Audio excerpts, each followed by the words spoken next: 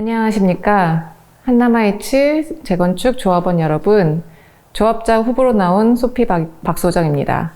제가 오늘 여러분들에게 말씀드리고자 하는 것은 한남하이츠 재건축, 앞으로 뭐를 어떻게 해야 할까에 대해서 말씀드리고자 합니다. 즉, 제가 생각하는 새 조합이 들어서게 되면 해야 할 과제와 그 과제들을 어떻게 풀어나갈 수 있는가에 대한 방법을 같이 말씀드리고자 합니다.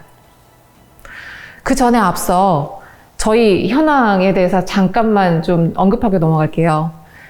되게 우여곡절 끝에 드디어 선출총회를 하게 됩니다. 저희가 10월 말에 저희 선관위원이 결성이 됐고요. 그래서 구성이 된 이후로 뭐 선거관리 계획이라든지 각종 공고라든지 하셔서 저희 드디어 12월 18일 선출총회를 하게 됩니다. 그런데 선출총회 하는 것까지는 좋은데 올해는 이렇게 끝나고 내년에는 도대체 어떻게 진행되는 것이냐라고 질문하시는 분들이 많으십니다. 사실 이게 사업과 관련된 부분이죠. 그래서 사업을 앞으로 어떻게 이끌어 나갈 수 있는지에 대해서, 그리고 어떤 방향을 우리가 중점적으로 봐야 되는지에 대해서 말씀드리고자 합니다.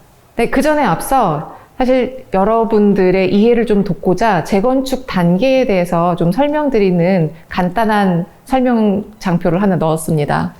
저희가 재건축 조합원이지만 사실 용어도 낯설고 단계에 대해서 아시는 분들이 그렇게 많지 않아서 매번 좀 헷갈려 하시기 때문에 이거를 좀 같이 말씀드리는 게 이해를 돕는 데 좀 도움이 될 거라고 생각을 해서 이렇게 넣어봤고요. 복잡한 거 없습니다. 크게 4가지 종류라고 보시면 됩니다. 첫 번째, 조합을 설립을 하고요. 그 다음에 사업 시행 인가를 받고요.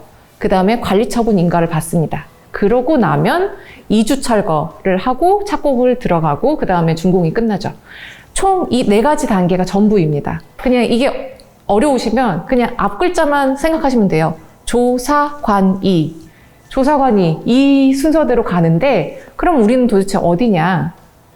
지금은 관리처분 인가를 앞두고 있습니다. 근데 관리처분 인가를 통과하기 위해서는 사실 이게 되게 어려운 단계예요. 저희 전체 조합원 중에 3분의 2 이상이 동의를 해주셔야지만 저희가 관리처분 인가를 받고 이주하고 철거를 할 수 있습니다. 근데 3분의 2라고 하면은 저희는 558명이 조합원이기 때문에 372명이 동의를 해주셔야 해요. 근데 이 숫자가 얼마나 큰지 적은지 아마 좀 감이 없으실 것 같아서 제가 좀 비교하시기 편하라고 지난 총회를 같이 예를 들어보도록 하겠습니다. 지난 6월 6일 저희 회임총회 때 총 290명이 참석을 해주셨고요. 회임에 동의해주신 분은 257명이십니다.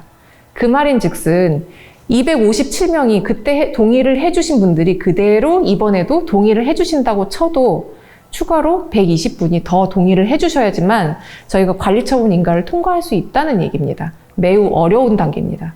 그 말은 저희가 정말 누가 봐도 합리적이고 공평하게 이렇게 나갈 수 있다라는 거를 느끼실 수 있을 때 그때 이런 부분을 저희 372명 이상이 동의를 해주실 수 있다고 보여지고요. 그래서 앞으로 어떤 방향을 가든 이렇게 보시면 될 것 같아요. 기준은 과연 372명 이상이 찬성할 수 있을까?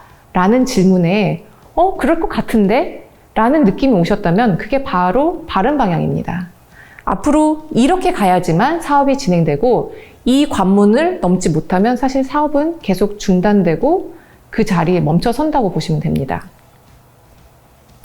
그럼 우리 과제 너무나 많이 알고 계시죠? 저희가 풀어야 할 게 총 2가지 있습니다. 첫 번째 설계, 두 번째 감평입니다. 감정평가 문제.